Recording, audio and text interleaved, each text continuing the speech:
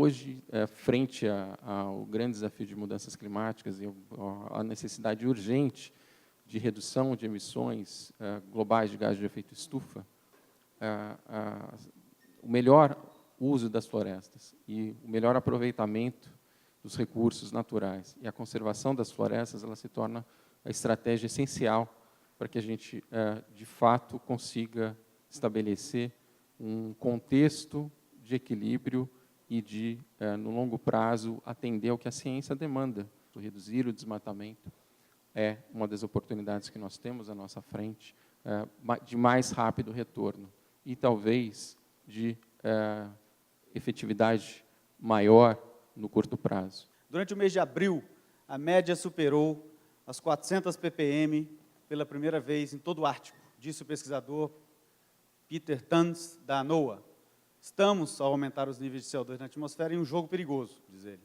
Os níveis de CO2 atingem o pico em abril e caem ao longo do verão, com a absorção das plantas. Essa é que é o pedaço da frase dele que eu achei interessante, que me fez colocar isso para vocês.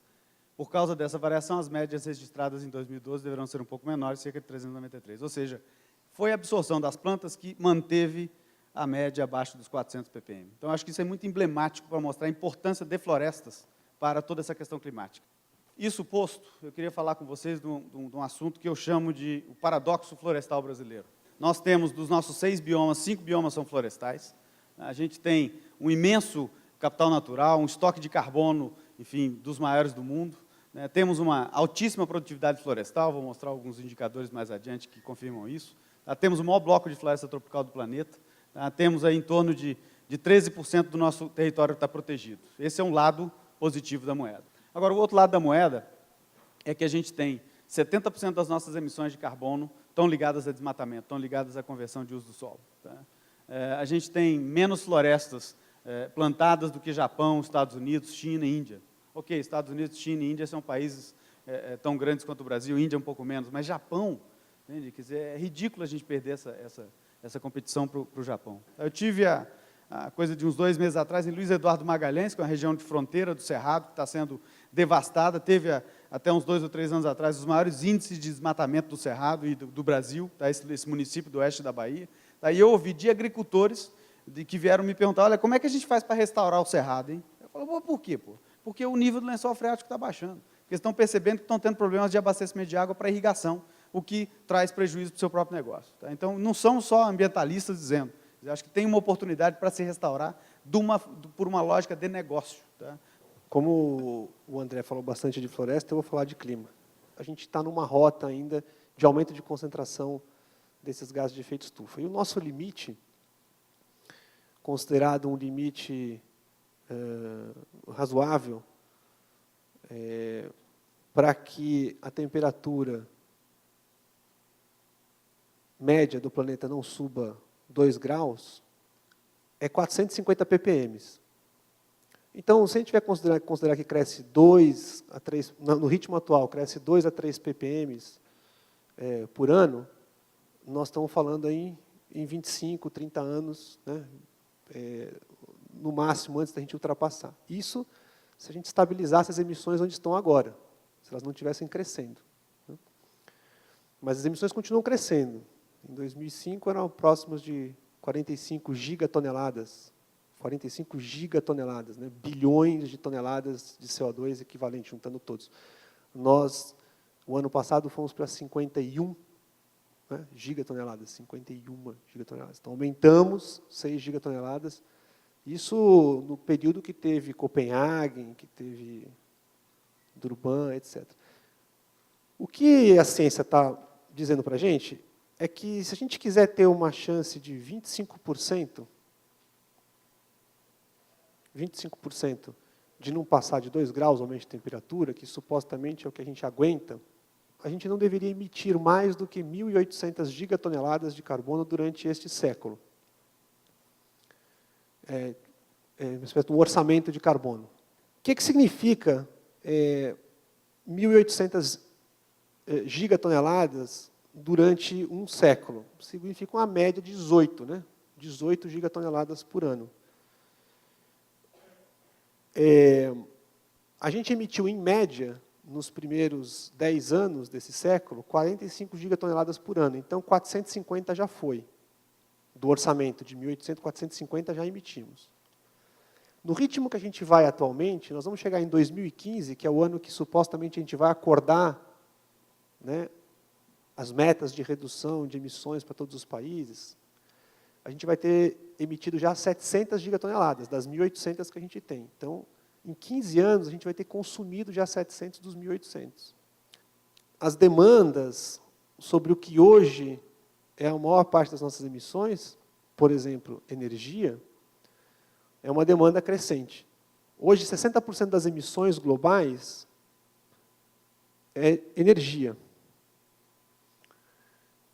Para que a gente possa chegar nesse orçamento que a gente estava conversando antes, a grosso modo, a gente tem que reduzir até 2030, 2035, a gente deveria estar caminhando para reduzir pela metade as emissões de energia, para caber. Mas nesse mesmo período, é provável que a gente esteja quase dobrando a demanda de energia, a produzir toda a energia adicional que a gente precisa daqui até 2035, com zero de emissões. Então, eu dobrei, mas eu tenho que ainda reduzir pela metade as emissões do que eu já estou produzindo de energia. Esse é o tamanho do desafio. Fazer essas transformações é o chamado caminho da economia de baixo carbono, que é um dos elementos da chamada nova economia verde ou azul, depende do... Mas, óbvio que, para a gente, fundamental primeiro é resolver o problema com as florestas, porque essa é a nossa maior fonte de emissões. E aí vem uma virtude do Brasil. A queda de desmatamento na Amazônia, nos últimos anos, foi a maior contribuição para a redução de emissões de gases de efeito estufa já feita na história, longe de qualquer outra iniciativa feita em qualquer lugar do mundo, agregando qualquer outro tipo de esforço. Mas as florestas também podem ser uma tremenda solução para a questão climática, porque é uma das poucas formas que a gente consegue controlar de capturar ou retirar da atmosfera aquilo que a gente emite, que pode ajudar nessa conta dos 1.800. Quanto mais a gente for capaz de capturar, a gente ganha alívio na conta lá dos 1.800 gigatoneladas. Né?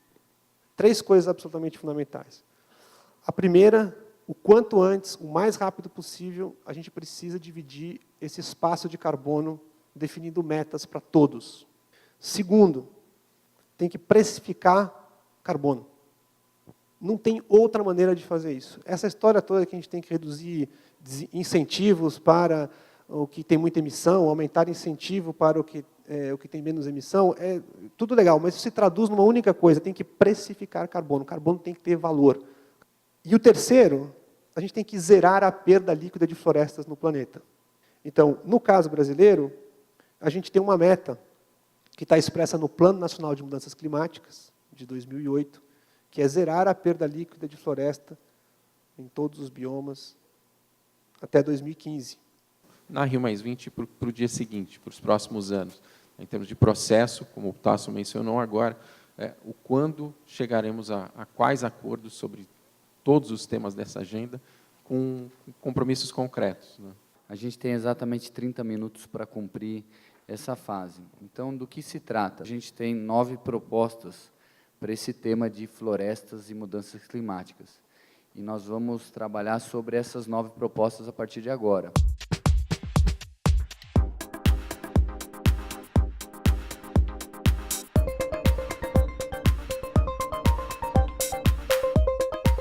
Juntamos a 6 com a 8. Tudo que é incentivo, estímulo, criação de fonte de financiamento, essas coisas. A gente deveria agora consolidar essas propostas, e aí até para fazer algo mais interativo.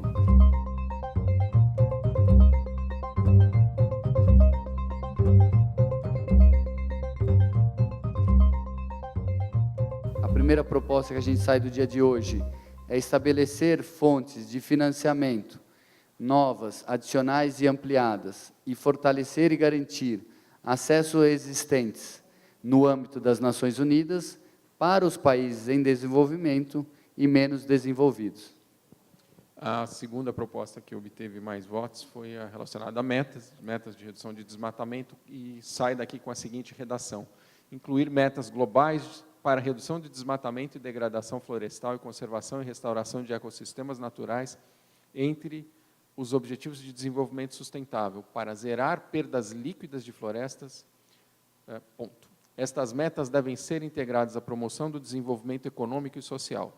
Sistemas de monitoramento e verificação devem ser estabelecidos para garantir o seu cumprimento. A outra proposta que obteve mais votos foi a que sai com a seguinte redação: criar e viabilizar a implementação de um sistema internacional de valorização e compensação pelos serviços ecossistêmicos. Esse sistema deve ser composto de mecanismos e instrumentos legais, institucionais e financeiros, harmônicos e integrados em uma lógica de promoção do desenvolvimento sustentável, conforme princípios e objetivos definidos em tratados relevantes no âmbito das Nações Unidas. Esse sistema deverá contemplar ainda critérios de transparência e aprendizagem sobre as mudanças climáticas e seus impactos sobre as florestas e outros ecossistemas importantes. Esse é o resultado.